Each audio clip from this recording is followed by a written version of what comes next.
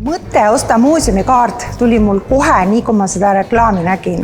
Ja õige pea ostsin endale ka märkmiku, kuhu kõik need muuseumikülastused kirja panna. Et siin ees ongi mul mõningad kleepsud, mida muuseumites on antud. Siis on kirjas kõik muuseumid, kus ma käin. Ja siin taga on siis igale külastatud muuseumil on oma lehekülg, sest mõnes ma olen juba käinud mitu korda, näitused vahetuvad. Ja siis siin vahel on veel nimekiri, kus ma minema hakkan. Siin on tööplaanid, kus tuleb minna.